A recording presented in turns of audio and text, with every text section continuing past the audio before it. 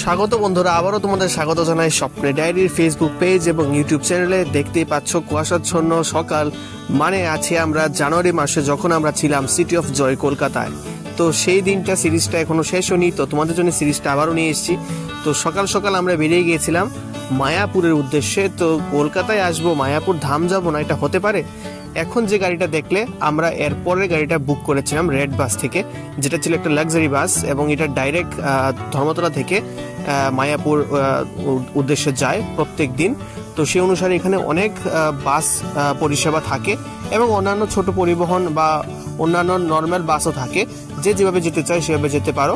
তবে আমাদের রেড বাসটা বুক করার পর পার হেড পড়েছিল প্রায় 1200 থেকে 1500 টাকার মধ্যে একজন। তো সেই অনুসারে প্রায় আমরা 1 ঘন্টা আগে পৌঁছে গিয়েছিলাম।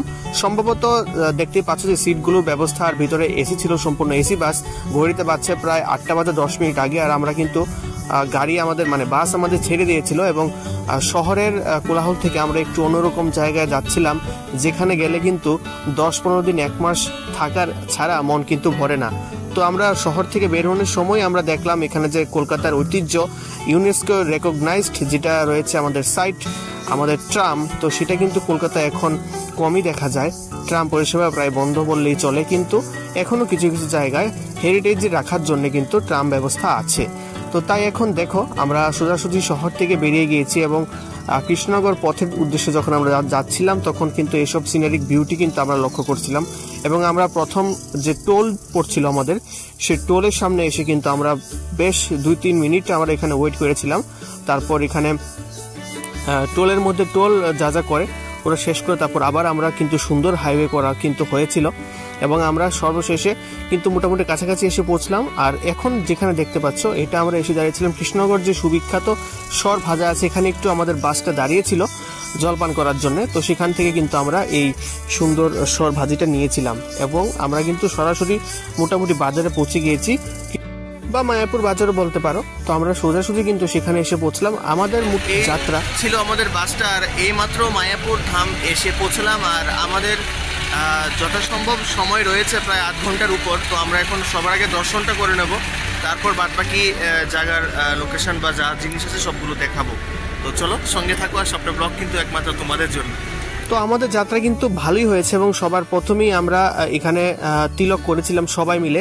এখান থেকে তিলক করার পর সোজা আমরা মন্দিরের উদ্দেশ্যে চলে গেলাম এবং এটা ছিল এন্ট্রি গেটটা। আর এখানে আমরা মোট 2.5 ঘন্টা লেগেছে আমাদের আসতে। অন্যান্য গাড়ি পরিষেবায় হয়তো আর একটু বেশি সময় লাগে, 1-1.5 ঘন্টা আগে আমরা পৌঁছে গিয়েছি। তো আমাদের প্রথম উদ্দেশ্য ছিল মন্দির দর্শন করা, কারণ আমরা যতটুকু জানি যে 1টা-1.5টার দিকে মন্দির বন্ধ হয়ে যায়। আর এইখানে কিন্তু জুতো, মানি ব্যাগ এবং যা যা ব্যাগ তোমরা রাখতে চাও সেখানে রাখতে পারো। এবং দূর থেকে যে দেখা যাচ্ছে সেটা হলো মেইন মন্দির, যেখানে রয়েছে আমাদের ভগবানরা রাধা কৃষ্ণ যেখানে রয়েছে। তো আমরা সেখানে যাব, কিন্তু তার আগে আমরা এখানে ব্যাগ জমা করিনি। তো একে একে আমরা গিয়েছি এবং দর্শন করেছি। দর্শন করে কিন্তু আমরা সোজা বেরিয়ে গিয়েছিলাম। আর যেহেতু আমরা শীত সিজনে গিয়েছি, মানে জানুয়ারি মাসে গিয়েছিলাম, তখন সেখানে রং বেরঙের বাহারি রঙের ফুল কিন্তু এই প্রথম আমরা ওই জায়গাটায় দেখেছিলাম। তো বিভিন্ন রকমের চন্দ্রমল্লিকার এত রকমের সৌন্দর্য, মানে ফুলের কারণে, যা সত্যি যারা যারা দেখেছি আমরা, আর যারা যারা তোমরা গিয়েছো তোমরা জানো। আর কারা কারা গিয়েছো অবশ্যই কমেন্টে জানাতে পারো, আর কিরকম লেগেছে, কয়দিন তোমরা থেকেছো সেখানে গিয়ে অবশ্যই বলবে। আর শেষে কিন্তু আমরা যেহেতু দুপুরবেলা আমরা এসে পৌঁছলাম, ভাবলাম এখানে অন্য প্রসাদ মানে ভোগটা কিন্তু আমরা গ্রহণ করি। তো সেই অনুসারে আমরা কিন্তু কুপন কেটেছিলাম এবং কুপন কেটে আমরা সোজা চলে গেছিলাম যেখানে প্রসাদ কক্ষ, যেরকম তোমরা দেখলে। আর এত সুস্বাদু আর এত সুন্দর প্রসাদ বিতরণ করার, মানে আমি ভাষায় বলতে পারবো না। এত সুন্দর মানে পন্থা অবলম্বন করে এতজনকে একসঙ্গে, প্রায় 1000 জন মানুষ একসঙ্গে বসতে পারে, এত বড় ডাইনিং, আর ব্যবস্থা এত সুন্দর, আর প্রসাদ এত টেস্টি, মানে তুমি ভাবতেও পারবে না যে এত ভালো বা এত স্বাদ প্রসাদ হতেই পারে। আর প্রসাদ খাওয়ার পর আমরা কিন্তু সোজা একটু ঘোরার জন্য চত্বরটা, আর বিশাল বড় চত্বর জানো তোমরা, কারণ এখানে ঘুরতে গেলে মিনিমাম সারা একদিনও ঘুরতে পারবে না, শেষ করতে পারবে না, এত বড় চত্বর। তো সেখানে কিন্তু আমরা অনেক হনুমান দেখতে পাচ্ছ এখানে রয়েছে ছড়িয়ে ছিটিয়ে। ওরা এখন মানে মানুষের সঙ্গে থাকতে থাকতে এখন মানুষই ধরতে গেলে। তো এখন আমরা গোশালা উদ্দেশ্যে যাচ্ছিলাম। তো দেখতে পাচ্ছ বুলক কার্ট, যেটাকে বলে গরুর গাড়ি। তো এটা সচরাচর কমই দেখা যায় এখন, কিন্তু সেখানে কিন্তু রয়েছে এবং যারা যাতায়াত করতে চায় যাতায়াত করতে পারে। তো শেষে আমরা কিন্তু একটু হাঁটার পর গৌশালায় এসে পৌঁছলাম এবং সেখানে উদ্দেশ্য ছিল তাদেরকে মানে আমার ফ্যামিলিকে গৌশালা দর্শন করানো এবং গোমাতার দর্শন করানো।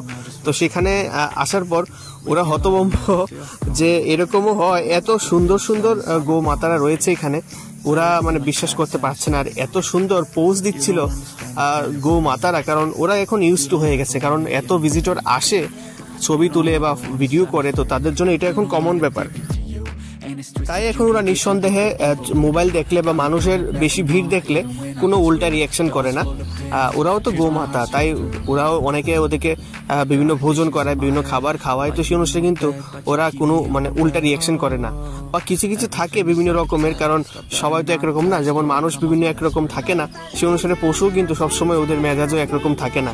তো সেক্ষেত্রে অনেকেই মানে তোমরা দেখতে পাবে যে অনেকে আছে কোনো রিয়াকশন দেয় না, আবার অনেকে আছে খুব রেগে থাকে। দেখবে একজন আছে যিনি খুব রেগেছিলেন, ইনি একদম খুব কিউট ছিল, পোজ দিচ্ছিল সুন্দর করে। দেখো শিংগুলো বিশাল বড় বড় শিং।